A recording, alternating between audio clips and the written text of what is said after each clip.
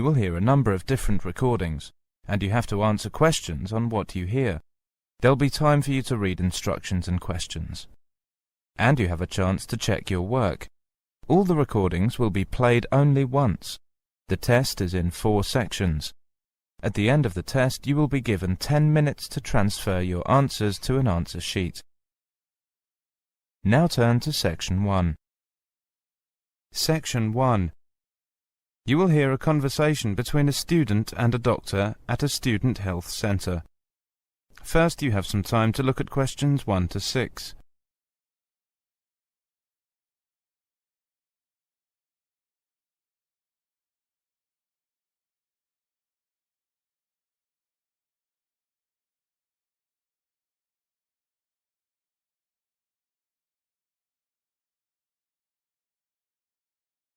Now listen carefully and answer questions 1 to 6.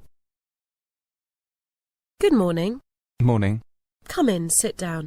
Now, you're a new patient, aren't you? Yes, that's right. OK, so I'd better get some basic details down first. Right, we'll start with your name. Martin Hansen. Do you spell that S-O-N or S-E-N? H-A-N-S-E-N. OK. And you are a first-year student? Yes, I am. Studying? Medicine, actually. Ha! Good choice. I hope you enjoy it. Thanks. And your address? Yes, it's 13 Chatham Street. That's C-H-A-T-H-A-M, isn't it? That's right. And your phone number? 01734 246 55. 01734 264 55. No, you got the 6 and the 4 the wrong way round. It's 246 55. Sorry, right. And when were you born? On the 15th of June, 1986. Here in New Zealand? Yes. Now, let's get some of your medical background. Have you ever had any serious illness or accident? A broken leg I got playing football when I was 17. I was in the school team. What position did you play in? I was the goalkeeper. A lot of standing around then? Yes, when we were winning. Right. Anything else? No, apart from that, nothing. And have you had any operations of any kind? No, the only time I've been to hospital was when I broke my leg. Fine. Any allergies? Yes, to dust and cats. Ooh, what form does that take?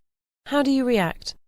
They both make me sneeze a bit, nothing else. So you're not allergic to antibiotics like penicillin as far as you know?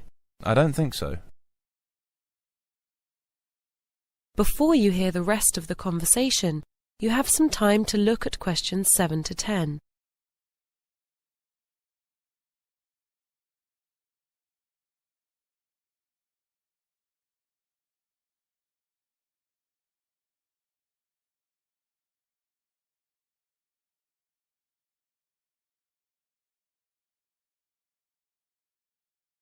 Now listen carefully and answer questions 7 to 10.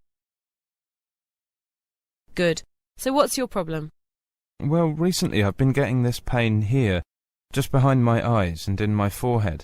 I see. Have you felt sick or dizzy at all, or vomited? No, not at all, though the pain is pretty intense sometimes. And how's your health generally? Have you had any colds or flu recently? I had a cold a couple of weeks ago, but that's gone. It was only a sniffle, really. Good. Are you studying a lot? Are you getting enough sleep? Yes, I'm studying quite a lot. I've got some exams coming up in December, but I'm making sure to sleep plenty. What time do you go to bed? They're usually around 11. I sleep about 8.5 hours, and I'm up about 7:30, so I have time to go jogging for half an hour before going to the university at 9. Very healthy.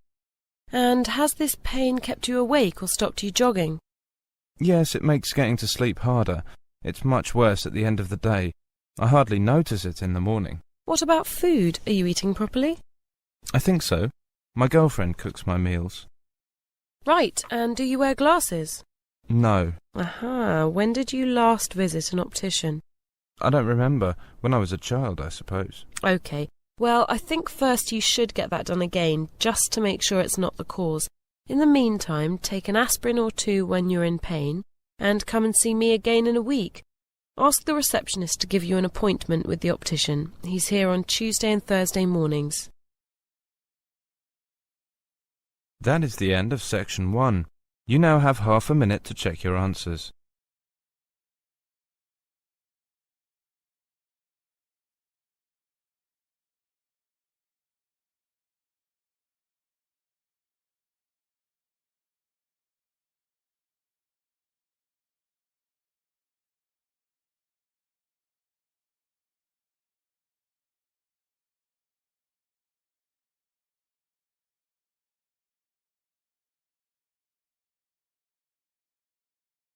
Now turn to section 2.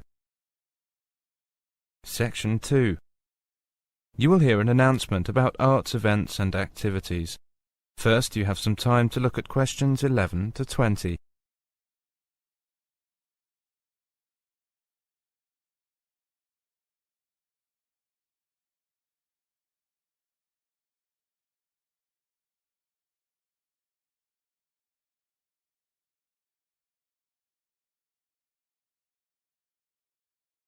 Now listen carefully and answer questions 11 to 20. And now for some information about local events and activities. A couple of announcements for art lovers and budding artists alike. First, a new collection of artwork is going on show to the public next month in the form of an artist's exhibition. The exhibition will include many different types of art, over 100 different pieces by 58 artists from the local area. It's being held at the Royal Museum, which, for those of you who are unfamiliar with the area, is located opposite the library in West Street, right on the corner. The actual address is 1 Queen's Park Road. It isn't difficult to find. The exhibition will run for 9 weeks and will begin on the 6th of October and continue until the 10th of December. So there's plenty of time for you to go along and have a look. I'm sure that it will be well worth doing. What will you see there? Well, among the items on display will be some exciting pieces of modern jewellery, furniture, ceramics, metalwork and sculpture. To give you some examples, local artist Kate Main will be there to discuss her collection of pots and bowls that she has made to resemble garden vegetables. They are the sort of things that would brighten up any dining table and range from things like yellow cabbage-shaped bowls to round tomato-shaped teapots. Prize winner Cynthia Corse will also be there to talk about her silver jewellery, all of which she produced using ideas from the rural setting of her country home. Some of her rings are quite extraordinary and have beautiful coloured stones on them. Or, if you prefer sculpture, there's plenty of that too. Take, for example, Susan Cupp's white paper sculpture of 25 pairs of shoes. It sounds easy, but believe me, it looks incredible. All of these items, along with many others, will be on sale throughout the exhibition period. As part of the exhibition, there will be a series of demonstrations called Face to Face, which will take place every Sunday afternoon during the exhibition, and these will provide an opportunity for you to meet the artists. The second set of activities are for those who would prefer to indulge in some artwork themselves. The Artists' Conservatory are holding a series of courses over the autumn period. The courses cover all media and include subjects such as Chinese brush painting, pencil drawing, and silk painting. All the tutors are experienced artists. Course sizes are kept to a maximum of 15, and there will be plenty of individual assistance. All the sessions offer excellent value for money and the opportunity to relax in a delightful rural setting. Fees are very reasonable and include the use of an excellent studio and access to the art shop, which you will find sells everything from paper to CDs, and they also include the provision of all materials. For more information on dates, costs and availability, you should get in touch with the programme coordinator on 0459 283 9584 or go direct to the website. That is the end of section 2. Now you will have half a minute to check your answers.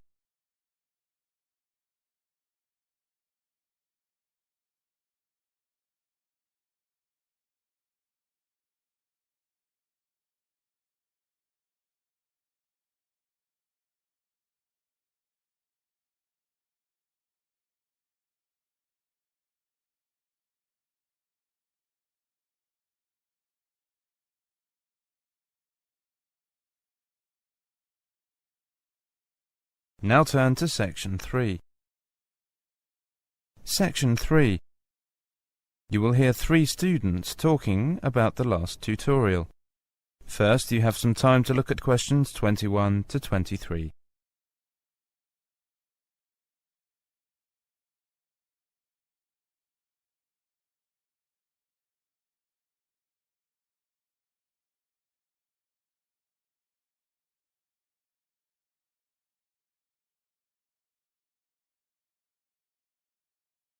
Now listen carefully and answer questions 21 to 23.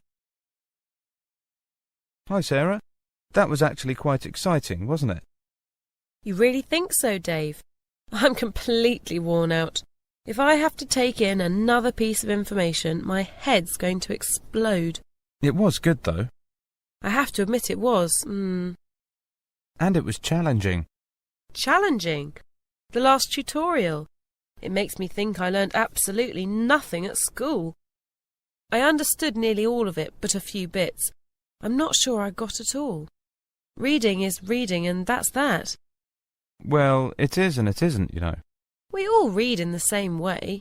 No, we don't. What are you two arguing about? Oh, it's Terry. Hi. Reading. Reading? Yes, reading. That's not exactly a sexy subject to be arguing about, is it, Dave? I don't know. I find it quite exciting, really. You would. We've just been to this tutorial on study skills as part of the English literature course, and Sarah's found it difficult to follow. No, Dave, that's not true. It's just there were some things that I'm not so sure about, or more importantly, sure whether they're important or not. Well, what was the problem? Well, when I read, I just read, and Dr. Pratt was going on about all these different techniques that we need to develop and hone. Before you hear the rest of the conversation, you have some time to look at questions 24 to 27.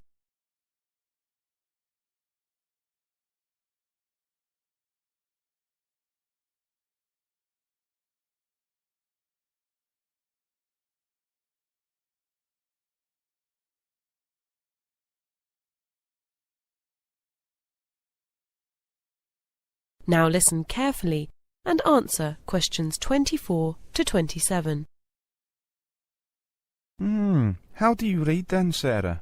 I just read as I said, like everyone else. I read each word as it comes. How many pages do you read in an hour? About 25 to 30. And what about you, Dave? 60, maybe 70. 60 to 70? That's not a lot. How many do you read then, Terry? It depends. About 120. What? Oh, come on, Terry. Yeah, I'm not unusual. One of my friends doing medieval European history, Arnold, he reads about 160 an hour. But does he remember it all? Yeah, I think so, Dave. I get through only one book a week. Me too. What about you, Terry? At the moment, 3? And your friend Arnold? 20. 20! Before you hear the rest of the conversation, you have some time to look at questions 28 to 30.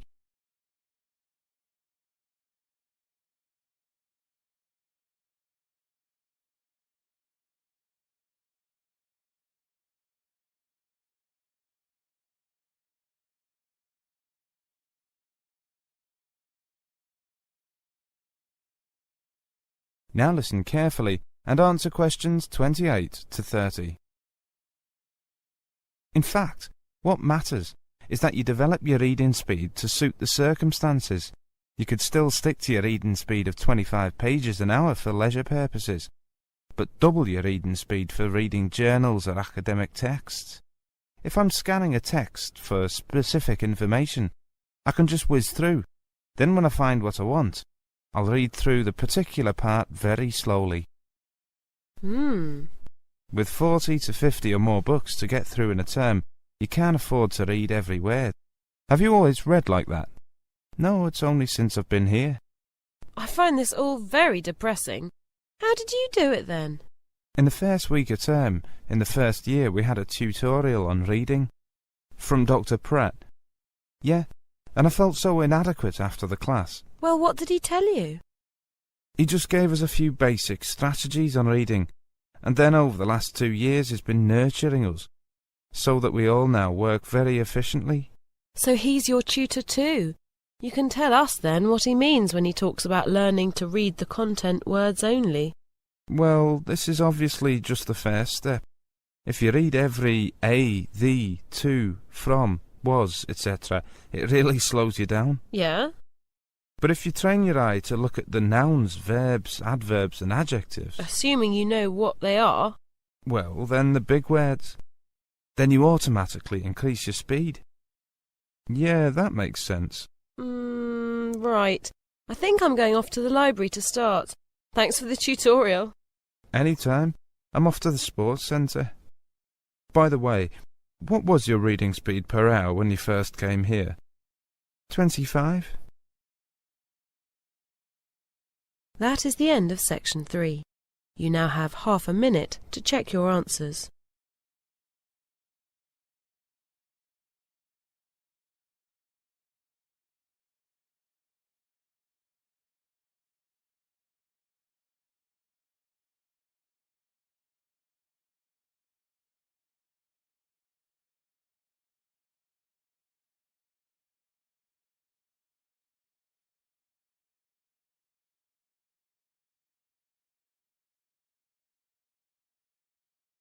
Now turn to section 4. Section 4. You will hear a lecture about coastal environmental problems. First, you have some time to look at questions 31 to 40.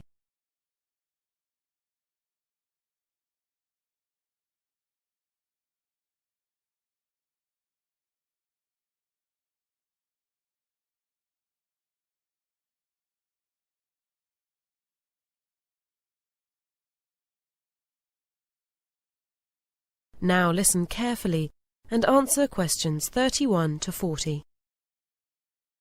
Good afternoon, everyone. Today we have with us Mr. Kevin Ackroyd, a representative from the Department of Environment, to outline the results of last year's inquiry into environmental problems along the coastline. Mr. Ackroyd, please. Thank you, Ms. Cranston. Good afternoon, everyone. Perhaps it would be best if I first outline for you what I plan to talk about. I'll begin with some background to the inquiry looking at the new demands we are making on our old resources, so to speak, and go on to give some idea of the conclusions we came to in our inquiry. Okay, first the background. The inquiry was sparked off because various concerned residents in the coastal region realized that the recent population shift, which really got going in the 1970s, was putting extreme pressure on our coastal environment. Over the past 2 decades, half of the country's population growth has been in the non-metropolitan areas. Today, 9 out of 10 people live in the coastal zone. The reasons for this shift are not yet fully understood, but there is a range of factors which probably contribute, including economic development, an aging population, and a growth in industry, particularly tourism and its associated industries. We would have to admit that government policies have also contributed to this trend, a trend which is likely to continue, so that it's estimated by the year 2005 there will be millions of additional people living in the non-metropolitan coastal zone. This population expansion puts considerable pressure on the natural resources of the zone, and there are 2 factors likely to impose particular strains. These are, firstly, that those areas of greatest growth in the past are likely to continue to grow as strongly as before. In other words, urban sprawl or expansion will continue for at least another decade. The second factor contributing to the pressure is industry, particularly the newer industries like tourism. These newer industries will compete for resources with other users, such as the intensive fish and shellfish farming industry. All of this will take place in an environment that is already under severe stress. And in particular, the water resources will be degraded. It is the view of the inquiry that water degradation, whether of seas, rivers, or lakes, is the greatest resource problem in the coastal zone as a whole. Now, the conclusion of the inquiry can be stated quite plainly and simply. First, we must raise the profile of the coastal zone in our thinking, especially in our approach to conservation and economic development. Second, we must exercise much greater vision. We must be prepared to think in the long term rather than the short term, and to pay attention to details. So better management and better planning. And thirdly, we must adopt a national approach. We can no longer afford to leave the decision-making to individual departments, to local government bodies, or even to the central government. We are looking here at the need for coordination on a nationwide level. To achieve workable, effective results involving all levels of government, as well as the various non-government organizations in this country, will be no easy task. But it is imperative we try.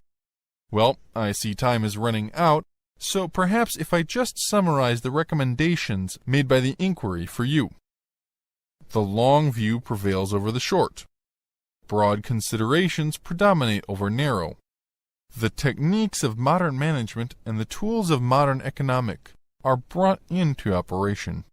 People being affected by decisions, including indigenous people, are adequately consulted before decisions are made.